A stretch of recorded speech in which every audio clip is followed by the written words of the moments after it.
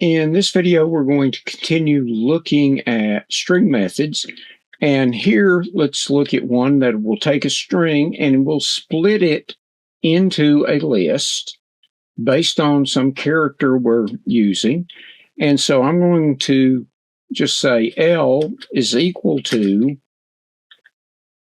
spam dot, and I want to split it. So split. And if I don't put anything there, it uses the default, which is a blank space. So if I print the list now, I see that it's separated it on the space. And now I've got a list with, in this case, each word because they were separated by space. Now I can separate it on other characters, and let me copy this because I'm lazy. And if I want to split it on, let's say, the letter A,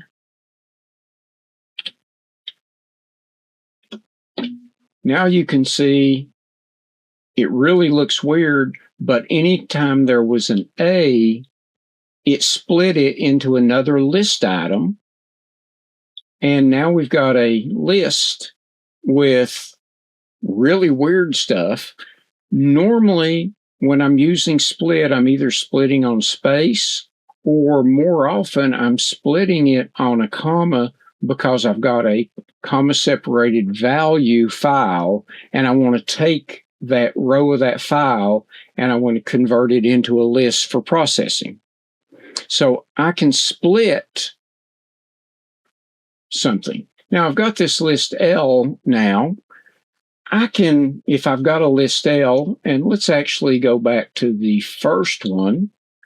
So I'll copy this since it's split on the word spam.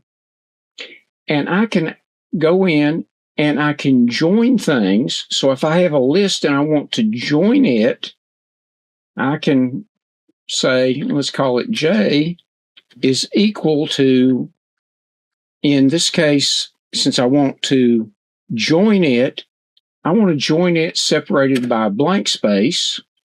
So I'll do a space dot join in the list, and we'll print it.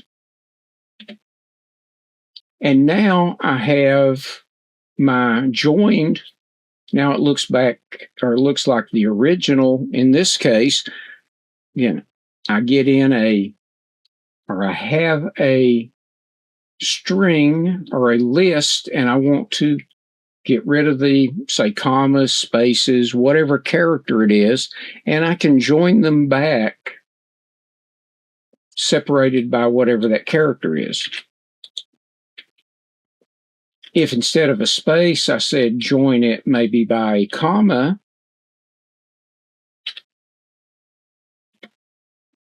now it separates them by a comma, and I could do a comma space, and it separates them by a comma space.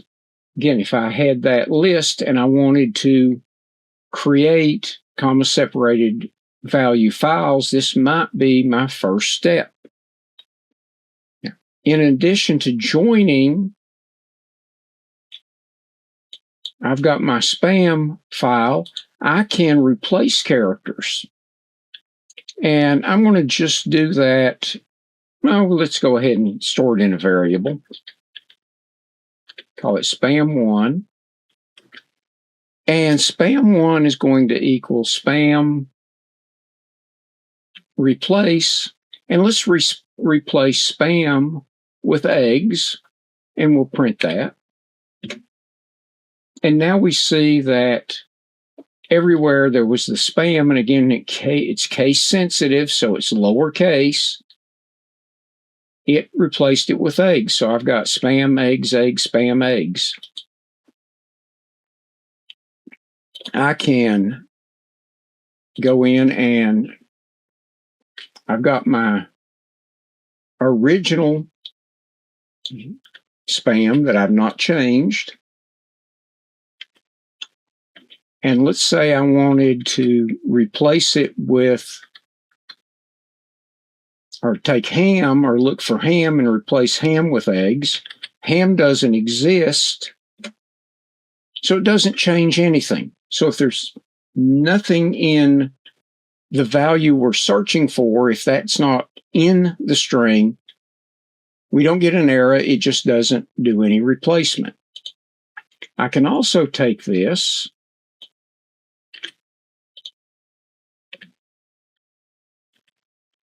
and again, I'm going to look for spam and replace it with eggs. But if I do a comma and a number, say 2,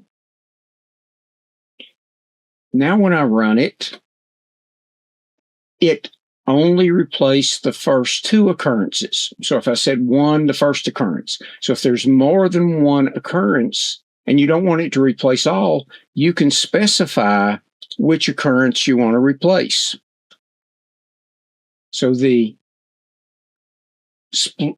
split, the join are handy. The replace is very handy.